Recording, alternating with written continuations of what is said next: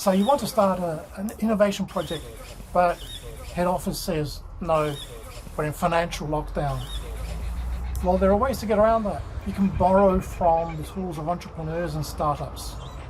Come inside and we'll have a chat. Okay, we're inside now. So what is this concept, this idea that we can borrow from startups and entrepreneurs? It's something the biggest challenge possibly for large established corporations is to be as agile and flexible as startups, SMEs.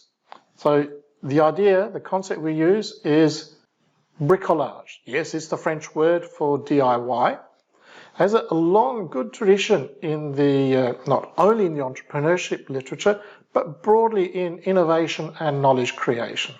So you might be aware of this idea of going to a DIY store, whether buying this lovely, well-created product and bringing it home or assembling it in your own home. And we have these beautiful outlooks. However, no, that's not what we mean by bricolage. It's a lot more about just making do with what you've got. I found a nice little company in South Australia that takes this approach. It's called Cura One.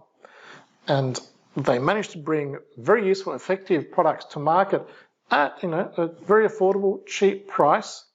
The various components of this product, which is used in aged care and disabilities, is very basic but very effective. But we'll go into that a bit more. So, walk into your shed, your atelier, and see what can I find, what have I got. That is the approach that the DIY person or the person goes into their shed approaches and takes. So what can I find to achieve X, what my objective is, or what have I got to work on? These are two different approaches. So we can think about here bricolage versus the bricoleur. Again, the French word for the person who engages in bricolage. So the action versus the thinking or capability. So for example, in that first approach, what can I find to achieve X? You've got the outcome, the objective in mind. The other approach is, what have I got? Let's see what's there, and now I could work with it. It's because, after all, there could be many projects, many things to do in your home, in your business, anywhere. The bricoleur can see value in assets that other people don't see. They see value and they leverage it. Now, these are about objects. You go into your shed, find a piece of wood or some wires, etc., put them together to create something. But can we use this for knowledge and knowledge creation, intangible assets? I think yes, because think about it, the knowledge we've created over time comes from what is available to us, the opportunities we've been given, the tools, resources that we've got, the particular schools we've gone to, the contexts we've born into, the cultures, and the other interactions we've had with human beings. And that's why, as I said, the idea of bricolage has a long standing tradition also in the knowledge management, knowledge creation literature, as well as entrepreneurship. Now, we've talked about in the past blue ocean strategy. We said it's easy. Well, no, it's not so easy. You have to deal with people. There's a humanness is important, and there's lots of large organizations are being disrupted, we say this, by people who are taking the blue ocean approach. For example, looking at fintech and what they're doing to the financial sector. Maybe not taking away the market, but having an impact on a substantial amount of the markets. So we think about blue ocean strategy or some other approach for innovation. Our response could be, yes, but we don't have the spare resources.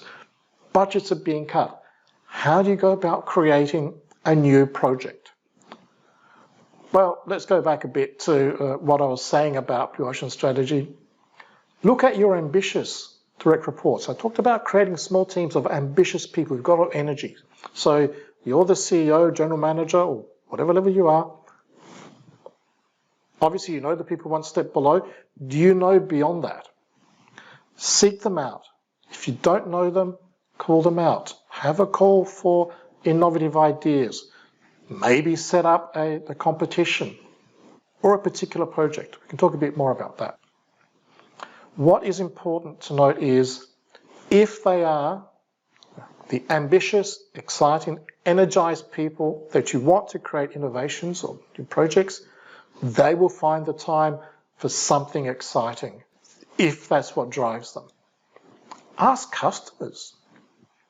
Customers can be involved in creating your projects, creating your innovations. Better still, ask your non-customers. Get in the blue ocean approach. Yes, you can go and fight over existing markets and create the red ocean, but opening up to very different areas of the population.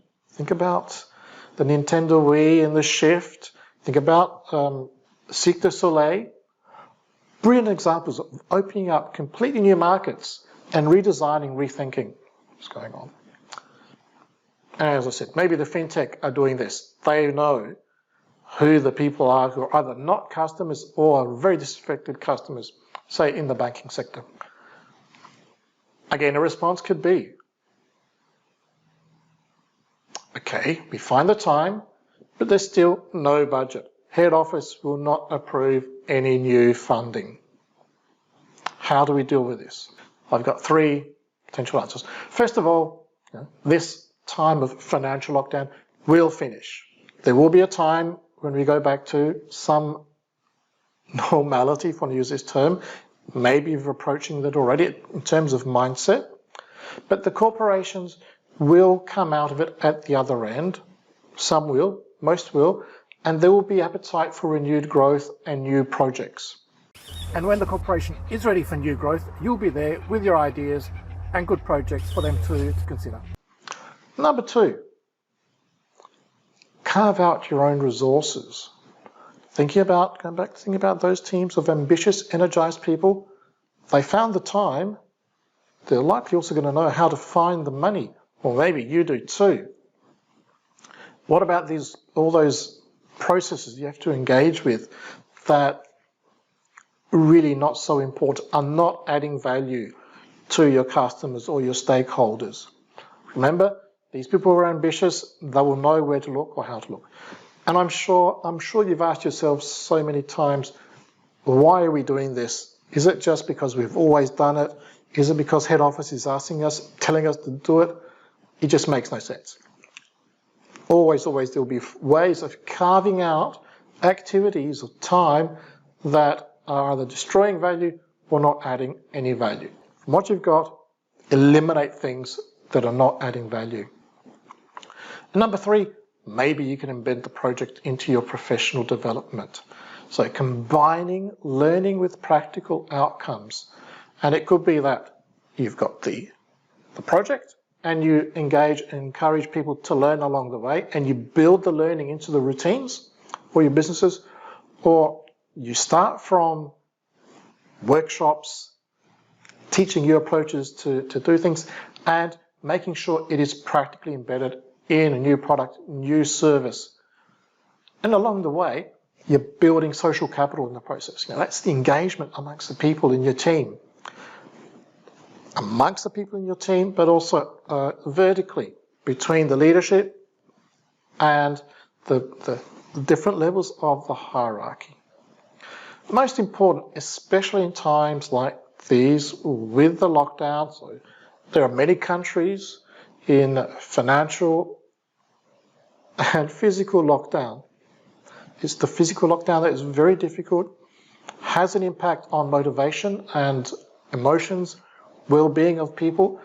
You will support also the motivation and the mental health for your people. How?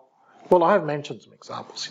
Maybe set up a competition, call out the people who are more engaged and say, we want to devote some resources, activities towards innovation projects. Who is interested? Ask your people for ideas. Maybe even go outside the organisation to your customers, to your non-customers, local business school or entrepreneurship school, even the local high schools.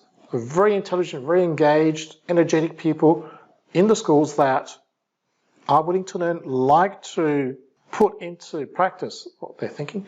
And also from the school's perspective, it's very useful for them to have students and people who are more work ready and get a feel for what it's like in the real world to apply the concepts we talk about. So, bricolage can help in these times. First, to help your business, help your corporation, help your people. My question is, does that help you? Does that help you as the CEO, as a general manager, as a supervisor of the team? You're creating value for the business, creating value in the market, creating value for your people. That means also that you are doing good for all of them and can capture value as the CEO, the supervisor, the team leader. Oh, well, I talked about the literature earlier. Well, here is the first place where I saw the word bricolage, and it wasn't in entrepreneurship, it was about creating knowledge. Here, so there's Brown and Duguid, we're looking at IBM, some practices and prescriptions for service people that repaired photocopying machines. Very, very interesting. What they bring together, as the title of this article says, unified view of working, learning, and innovating. And I'll just leave you with this. This is a form of brilliant innovation and brilliant bricolage, but maybe I'll talk about more of it at another date.